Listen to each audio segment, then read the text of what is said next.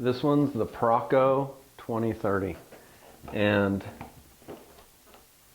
right now it's 2022, and about every year I come out with a new high performance surfboard model that I come out with more than one a year, but about once a year you'll hear me say, this is my best work yet, this is the best high performance board I'm making right now. And so yet once again, 2022, I can't help it, but this really is my best work up to date. So not that I've been lying to you before, but you know, things always progress and always moving along, and I seriously can't help it when just ideas build off of ideas, and you see patterns and things and what works and what doesn't, and just idea hits, and about once a year a high performance shortboard idea will hit, and it will just, you know, it'll end up being something that's a paradigm shifter for me as a designer and how my boards are going. And this is that board for this year, high performance shortboard. And I'll break it down, all the different things going on that set it apart from any of my other work for performance shortboards. But the name of this is the Procco 2030. You can see right here, that's the board model logo. And as far as what that logo means, you know, if you know, you know. But in 2030, it's been said that there's some plans that aren't so hot for the human race. And so my model with this board is, this is an alternative to a robotic slave future. And if, like I said, if you know, you know. And bottom line, we gotta push back. So those in the know, keep pushing back. And this board model is one of the ways that we push back. And it's called love. And love creates stuff. And it blesses people. And it's innovative. And it's not stagnant. It's creative. And it's always changing and improving for the betterment of humanity. So that's where my mind goes when I'm making boards. I think, you know what? Let's take something that's a passion, something that you love, and let's push that to its farthest limit as you're physically capable. And I think if each of us do that in our own field of what we do, what's our thing in this world, then we create a much better future, and we bless one another, and we bring freedom and freedom of movement. And freedom of movement goes right with surfboards. And here's a high performance shortboard that brings the most freedom of movement on waves where, you know, you got a face on it, and you got a face that's swinging back at you, and you want the board to do what you want it to do and fit in that hook, in that crook, in that what's swinging back. And so how I go about that with this board is I put more rocker than it is in any of my shortboards, but I put it all right in this part of the board. Not right here in the middle of the board, not at apex in the middle, but right between your feet. And it's got more bend than any of my boards, but that bend is shifted back here. And then it doesn't continue to accelerate and flip off the ends.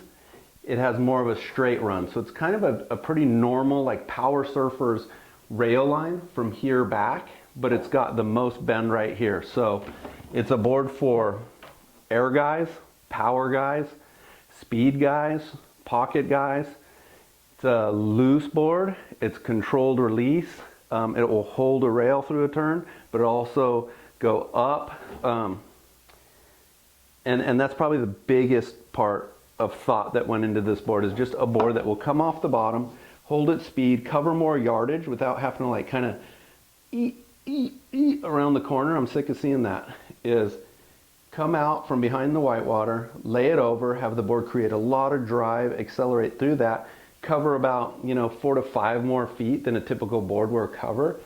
Have it be something of beauty in the bottom turn, like old school bottom turns from like 20 years ago, where you'd lay it over, And that was mostly because boards were so thick and flat that you could do that. But you know, if you're going to get up in the pocket and do crazy stuff, you can't have a thick flat board up there. But to get the bottom turned back, you create a gnarly hole contour.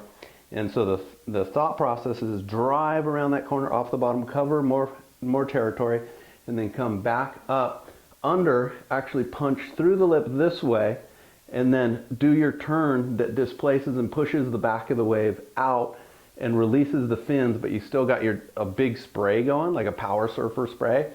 Big spray, powerful, but not just up and out, but inverted the spray coming this way, the back of the wave blowing out that way, the fins releasing through it, and then engaging straight back in one seamless thing. So that's the thought process behind the 2030, but it does all kind of stuff, but that's kind of the main focus of the board, is that specific maneuver, that specific kind of surfing. And so I explained about the apex point and the rocker here, and then you've actually got kind of a straighter spot here. It's not all flippy right ahead of your chest, because you don't want too much curve in a board that's got a lot of curve back here. You don't want too much curve here, because then you're bogging getting into waves and you're taking off late in the lip.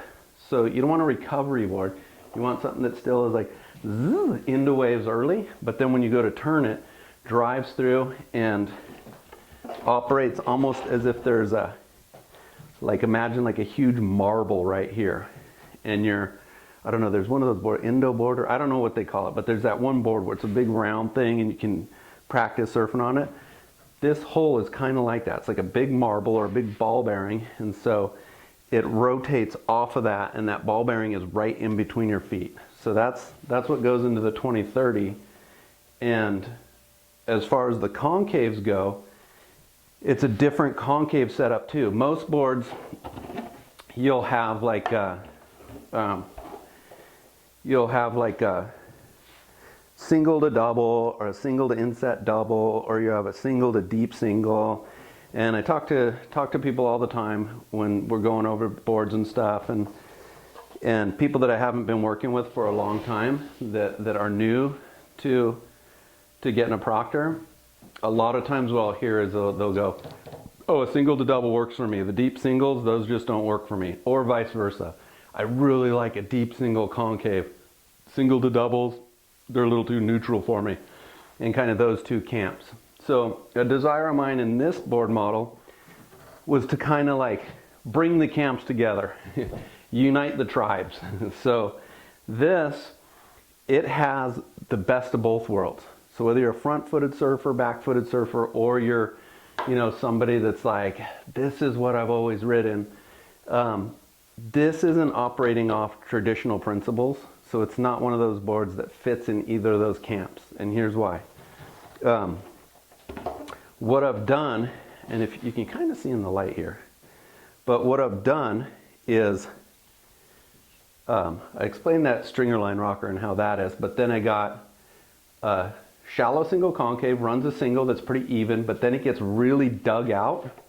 It digs out significantly right through here. So this board also has the most concave through here as far as a single goes between the fins, but I run a double barrel that's really deep and scooped, almost like you're skating in a half pipe kind of a shape that splits from the stringer all the way out to the rail. And it doesn't just engage through the fins like a single to double. It actually carries all the way from the nose all the way through here like this. So it acts like a single to double, predictable feel. That's how single to doubles are, wide open sweet spot, predictable feel. But it gives you the back foot gas pedal of a deep single without it feeling like a deep single. And so that's how I accomplished that part of it. And also there's a tension that's created in the stringer line, how I explained how the rocker peaks, the curve actually peaks right between your feet, way back here. Peaks way back here in the rail line. All the curve is right here. And this area is dug out, but the stringer line actually has an apex point ahead of center. And so what that does is this apex point here and this apex point here in the rocker, in the rail line rocker, those are in kind of contention with each other. They create like a tension with one another. And tension of curves, opposing curves,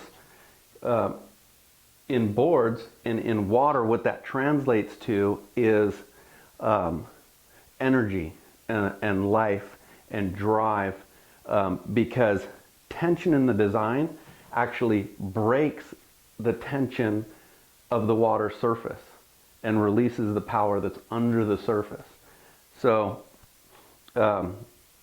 may sound kind of complex. Hopefully you can hang with me on that, but that's what I'm seeing what this board is doing, and that's the thought process that encompasses the design that this board is and how it goes, translates to how it goes in the water.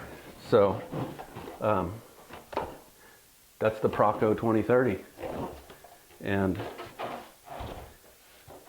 it takes you new places.